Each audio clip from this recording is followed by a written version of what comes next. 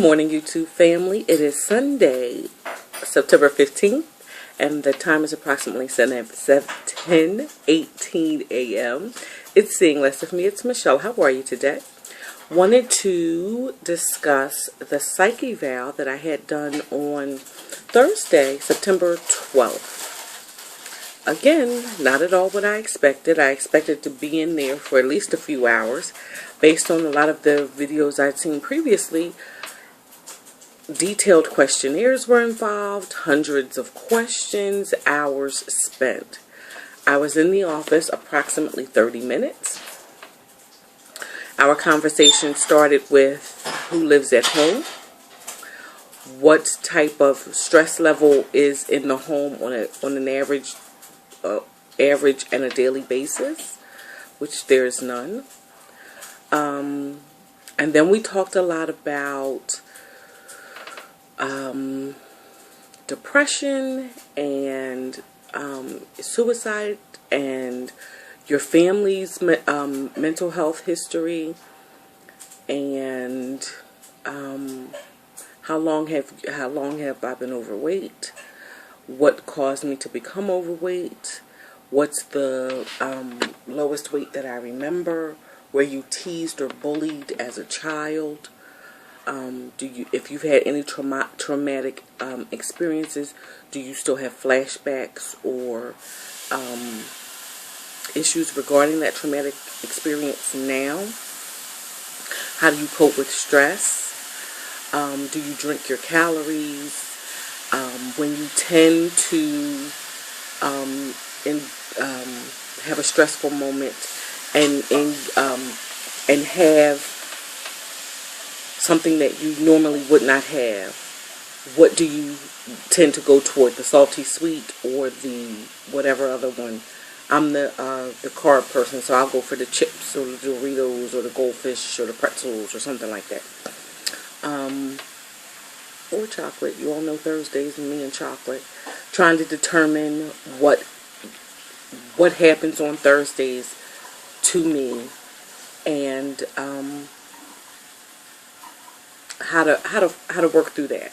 So one of the suggestions that she gave me was having a kit, whether that's a person's telephone, a girlfriend's telephone number, or something of this nature, that I could call when I'm feeling particularly stressed.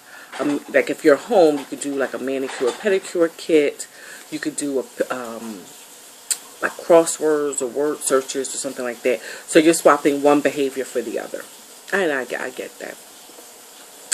The other thing was regarding the caffeine. So she said to me, instead of trying to do the coffee the way I'm doing it, because now the headaches aren't as intense as they were previously, I'm down to 2 mornings of coffee a week.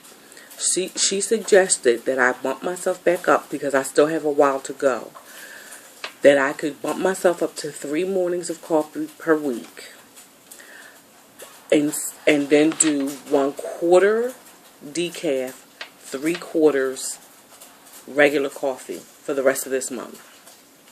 Then next month do half decaf, half regular coffee, and then the next month 3/4 and 1/4, and then the next thing you know, you're only drinking decaf coffee. I was like, oh my gosh, what a great idea. So I'm gonna try that and see what happens. Because I'm not getting the headaches from the caffeine withdrawal first thing in the morning as I had been previously. They're not coming now till like 3 or 4 o'clock in the afternoon. But they still are occurring. And it's kind of rough. I can't imagine trying to do this cold turkey. I just can't. But anyway, that's what she discussed. Before I realized it, she said, okay, you're done. I said, oh, that's it? She says, yes, you've passed. And I was like, oh, okay, interesting.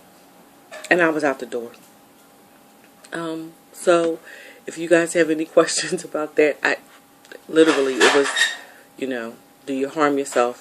Do you hear voices? And you know that Medea movie where Dr. Phil is talking to her, and she says, "Are you crazy?" And Medea says, "A little bit." It was a flash in the pan, and then it was done.